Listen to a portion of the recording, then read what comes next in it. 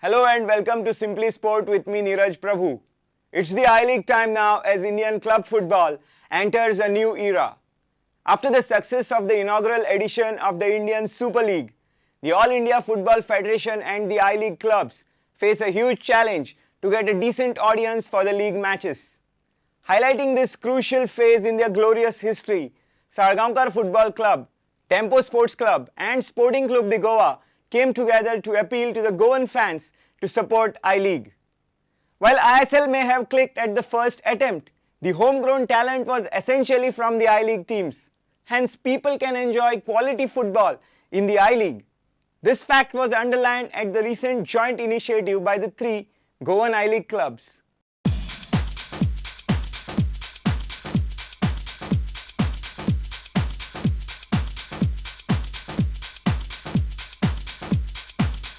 It's always been a question nowadays posed as to what is the role of the I-League clubs and what is the role of the franchises.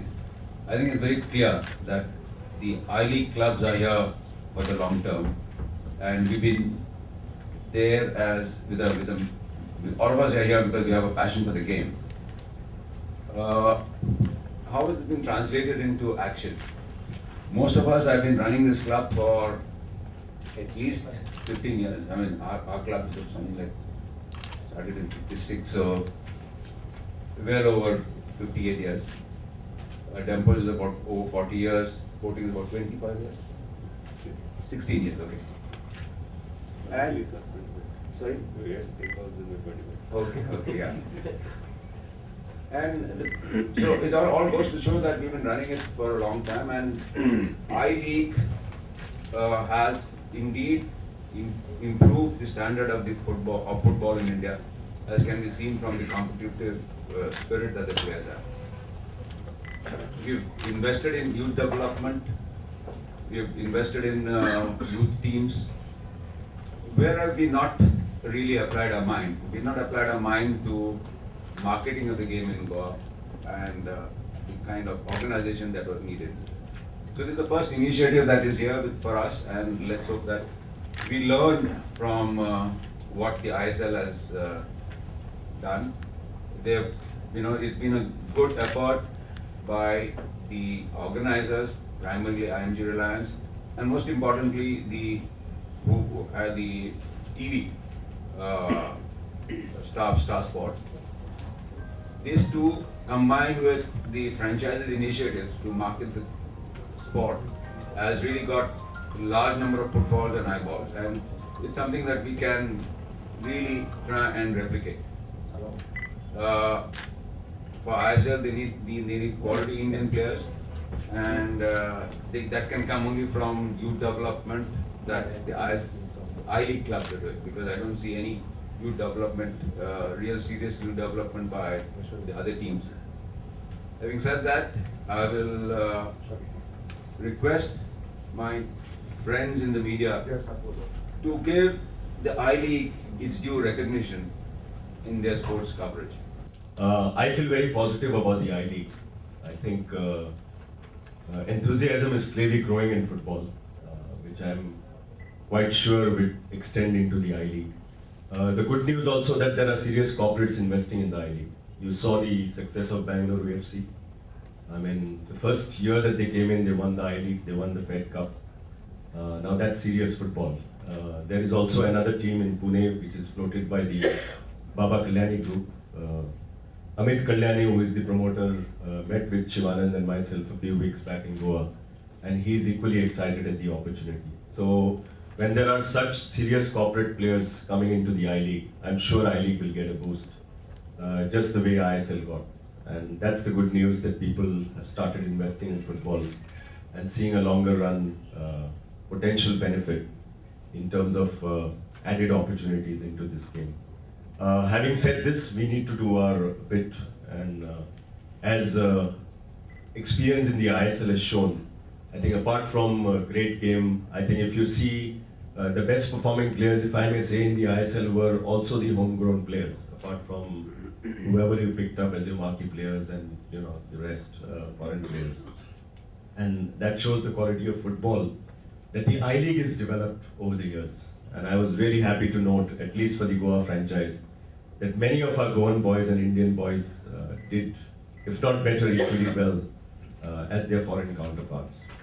And that really shows that the amount of investment that Shivanand talked about for so many years that all these three teams, or including Churchill, the fourth team which has done, has paid off.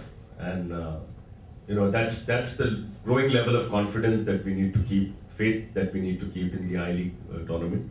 And I'm sure along with the support of GFA and the AIFF, we could do a better job in terms of marketing I-League, in terms of putting up a much better show. And as just been said about 10 minutes back, this is the beginning. And this is the beginning that all the three owners have come together. We've tried to put up certain shows before road shows before the match happens. And that's where the Goan boys and girls will start coming to the stadium and watching them and really following them. I was extremely happy to see young kids taking autograph of our Goan players during the Fed Cup matches. And that's a great beginning. I think, this is how football will become popular over the years. And if the youngsters start going into the stadium, that's what we need to target. Shivanand has explained everything which was lacking, what has been done by his clubs, right from youth development. He has mentioned clearly that we have been focusing on how to develop the youngsters. Unlike, not so focused teams which have recently participated in ISL, maybe they'll do it in future. So also Shivanand and Srinivas, again with 60 and 40 years, their teams being so old in this, they have contributed a lot to Indian football. We are relatively new, maybe 25 years we are into football. But for us, it has always been the young youth which has been the forefront. That's why even the name of my club is selected as Sporting Club de Goa. Like I was very happy when ISL and the Goa team had Forza Goa as a slogan. So this time, I believe we have come with a common Viva Goa, Viva. So we could, the spectators could add when each match is going on, Viva Goa, Viva Salgaonga, Viva Goa, Viva Tempos, Viva Goa, Viva Sporting. So it gives you an infinite, you can add whatever the slogan is. Coming to this year's ISL, it should be more proactive, in the sense it will be very competitive, because there are only 11 teams, and all teams are equally balanced, according to me. We have watched them in the Federation Cup. It was a good performance by most of the teams. Some teams were underprepared, maybe because of participation in ISL, but definitely Bengaluru, which was together, Salgaongas, which was together, and we, Sporting, which were together. We all three teams entered the semis, along with Tempos, which had most of their players playing in the ISL together. So football being a team game, whoever has practiced harder and together will definitely achieve more success. Now, there's one fallacy of Indian football. Our federation never understood how important it is to market. I've attended so many, till 2005 I attended the federation meetings called for I-League organization. After that I stopped, because I found nothing much happening, especially from marketing side. Always we are given the answer, okay, you have to market yourself. There's no one coming forward for football. But recently ISL has shown how much people love football. Goa especially, there was tremendous response. I think the stadium was full almost for 7-8 matches, second round especially. So only difference was, the marketing was there, Indians, we love cricket and we love film stars, okay? So I request maybe, we may, through the ability of our federation, later on add some film stars and maybe some cricketers, hopefully. But as regards to football, if you want to watch pure football, the youngsters, the young talent of Goa, that is ISL, I-League. And I-League today is the only league. Our president also mentioned the ISL was just a tournament, just to get the fans inside the stadiums. It was a tremendous effort, a lot of fans turned out for the stadiums. Hope the same effect will go down to I-League. The three of us are not important. The clubs are important. The players are important. The team is important. So Viva Salgaonkar Sports Club, Viva Sporting Sports Club, Viva Tempos Sports Club. Viva! Why was there such a low turnout for Federation Cup? What is the reason? Watching ISL, I thought people are coming to the stadium, so they would continue to come even for the Federation Cup, but I was shocked. ISL had just got over. There was so much, ISL media hype was created 6 months prior.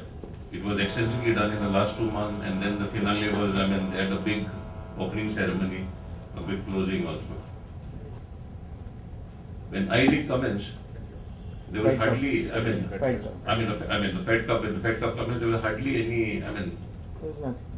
there's no, I mean, hype created about it. I think the difference between I-League matches or the Federation Cup matches and the ISL matches is, ISL matches are a fun event. Football is incidental. Whereas I-League is serious business. And only serious sports guys, serious sports lovers come there. I mean, I don't want to criticize, but I'm just trying to tell you, I'm just trying to delve into the reasons. But it doesn't mean that we have any excuse not for the poor attendance. We must try and get better attendance. Right? I'm just hazarding guesses because there's frankly no clear-cut reasons. All we can say is ISL was well marketed. We have not marketed. Federation Cup was not at all marketed. We're trying to make a beginning. And mind you, if the franchises did their bit, but the organizers, who were the organizers, IMG Reliance and Star Sport, their marketing effort was phenomenal. So, my request would be for AIFF to do it, but we are doing our bit as team owners to do whatever we can. The thing that one needs to bear in mind is the kind of money that is spent on ISL. Reliance IMG would not have spent the money if we had not paid them. So it's a completely different ball game, you know. We're talking about just a franchise fee, which is the total budget of most of our teams. So there has to be some sort of brainstorming on this as to, you know, how do we market within the budget constraints that we have. Obviously, we will not be spending 10 crores each on I-League marketing. And frankly speaking, we did spend that kind of money, although it may not be directly Goa FC or Kerala Blasters or whatever it is, but those were the kind of franchise fees that went to the organizers, and the organizers, you know, organized very high profile events. And that obviously had a tailing effect on, you know, people coming. And we did see some, you know, great moments. And the other thing is we have to accept the fact that there are 3 teams in Goa. And there was one team that Goans vied for, and that was FC Goa. So those were my impressions. These are my personal thoughts. For people not coming to. I mean, you know, your audience gets split. Obviously, your audience gets split. As it is, you have a problem. But you saw a little bit different during the Bangalore and FC Goa. I mean, during the Dempo For the Sports final, Club. yes. There was a lot of noise, Around and 5,000. hats off to the Bangalore spectators. Yeah. They made more noise than the Goans did, Yes. with their 100 and 200 people. And they have one team to vie for, that is Bangalore FC. So, but this is history, we can't ignore it, and all 3 of us have done so well that each one of us, you know, the teams, as Shivanand says, not us, but the teams deserve a pat on the back for having survived and lived in the I-League, which is not easy. And each one of us have gone through their ups and downs. We have got, each one of us, I think, have got relegated and come back. So, at least Dempos have got relegated and Silgaonkars have got relegated. I don't remember later whether he's got relegated. But I think it's been a phenomenal job that all of us have done and come back. Now, how to go to the next level is something that, you know, one needs to apply a mind. But marketing does add